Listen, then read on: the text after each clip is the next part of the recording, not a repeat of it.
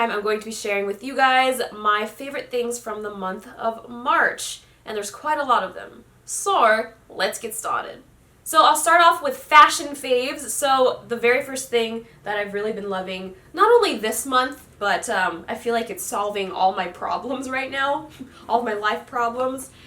This video is not sponsored, but this is my favorite bag of all time. This is the Katie Gold 14-inch by Teddy Blake.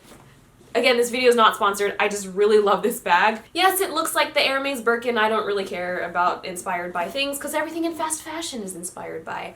But I already did a what's in my bag video. If you want to check it out, right up here on the description box down below. But this is the perfect sized bag for me. It's huge, but I like really big bags because I carry a lot of things. I'm always out and about, like auditioning or castings. I used to always like using backpacks just because I like to carry a lot of things, but the thing with backpacks is that they can get really inconvenient sometimes because if you find out you need to get something out of your bag, you have to like take your backpack off, you have to hold it up against your leg and then unzip it and then dig through everything and then take it out and then zip it back again and then put it back up. It's just a lot to do, you know what I mean? So what I like about this bag is that sure, there's like a thing right here that you can lock it, but I like keeping it open like this, so if I need to get something out of my bag, I literally just boom, and like everything that I need is in here. It's constructed really, really well. Yeah, this has been solving all of my problems this past month, so it is a March favorite. My next fashion fave are these little booties by a brand called Blondo. I've actually never really heard of this brand before, but I went to Nordstrom and I was set on buying like some Saint Laurent booties, but those are very expensive. And at the time, I'm pretty sure I like didn't even have the money for it. So I went into Nordstrom and I was like, okay, well, let me look around and try to find something that will stop me from buying these pair of boots. So I was just like walking around Nordstrom and I found these really nice suede boots. And the saleswoman said, yeah, like these are made to be waterproof and stainless. And I was like, what? And they're suede? So I was just really intrigued by the idea because I love suede, but I hate how high maintenance it is. So when she told me that they were waterproof and like stainless or like stain free, I was like, whoa, sign me up. And yeah, these are like the perfect everyday boots because they are waterproof. I just love them. I've been wearing them like non-stop because they have a little heel at the bottom, so it gives me a little bit of length. But yeah, those are the perfect everyday boots. I would highly recommend them if you're looking for some new like low maintenance everyday booties. Another of my fashion faves are the Uniqlo Supima cotton t-shirts. I've been really into crew necks lately just because I feel like, I don't know, I don't really like v-necks anymore. So I bought like a whole bunch of the Uniqlo shirts. I bought them in black, white, and gray. And then I also got some other crew neck shirts. There's one that's ribbed and it's like an olive green color. But I just needed to replace my v-necks because I don't like that style anymore. So I needed basic shirts, you know, to layer under like cool jackets or whatever. So I went to Banana Republic originally, but their Supima cotton t-shirts are like $30 each. And I was like, no. So I went to Uniqlo and they sold theirs for like $10 each. It's technically 98% cotton and 2% spandex, but like who cares? But yeah, they're super breathable. I don't really sweat that much in them, which I really like. They fit really well. If you're interested in the shirts, I'm personally an XS or an S. I bought 2 sizes of each color. They're just really inexpensive basics, and I would highly recommend them if you're looking for like basic t-shirts. Okay, girlies, moving into beauty and skincare. I've already talked about this in my latest skincare routine video, which you can check out right up here on the description box down below. But it is the Serious Skincare Glycolic Gommage Extreme Renewal Exfoliating Facial. I have no idea why some products have such long names. Is it really that necessary? I don't know. But this is an AHA, which is really good if you have hyperpigmentation or dull skin and you want to brighten it, or if you have like whiteheads all over the place. This is a really good product for that. and after I use it, my skin feels so smooth, so soft. My skin looks a lot brighter because it brightens my hyperpigmentation. You know, like after, you know, the time of the month breakout. I didn't know that I was gonna like it because I never heard of it before, but this is this is my secret weapon. Like, I've used this all throughout March, and it has done my skin real good. Real good. I mean, just take a look at it. The next thing I've really been loving is the Chanel Le Volume. And this is the waterproof version. I don't know if you guys have seen my latest vlog yet, but while I was filming that TV show, one of the makeup artists used this mascara on me, and it lasted the entire day. Usually when I use mascaras, I have a problem with like panda eyes, just because I have oily skin and it can get really, I guess, oily under here. I never used to like waterproof mascaras just because I never knew how to remove them. But now that I have my skincare routine on point, you know, I do the double cleanse, you know, the oil cleanse pretty much removes all makeup, even waterproof makeup. I decided to try a waterproof mascara again, and I love this stuff so much. It lasts throughout the entire day, and it doesn't stain under my eyes. It stays perfectly in place. Yeah, I think this is Chanel's best-selling mascara or whatever, but yeah, I would highly recommend this. It's not cheap, but if you're looking for a really good mascara, I would highly recommend trying this. Another product that the makeup artist used on me, this is the Sugar Tinted Lip Treatment by Fresh, and this is in the color Poppy.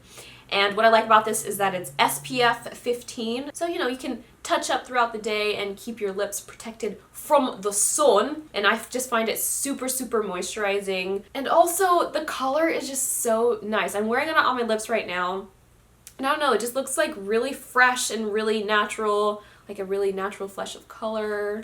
And yeah, I just think it looks so pretty. It's super moisturizing, and it has SPF, so like, where can you go wrong, girlies? Where can you go wrong? This also was not really that cheap, but I know that I'm gonna get a return on investment in the way that I use it every day, so I didn't really mind. The next two products that I love is the Glossier Cloud Paints in the colors Beam and Puff. So I already did a first impressions video on this, but I'm here to give a little update. It does stay the entire day, and a lot of questions that people have been asking me is, does it stay on your skin like a cream blush?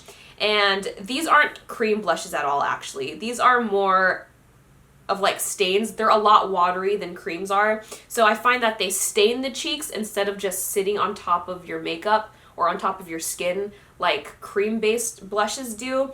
So what I do is I take the color Beam and I put it right here, like on the outer part of my face, and then I take Puff and then I put it on the apples of my cheeks. These two colors just create a really nice glow, a really nice flush of color on my skin, and I think it looks really natural and really pretty, and I just really have been liking this combination. I would highly recommend the Glossier Cloud Paints in Puff and Beam.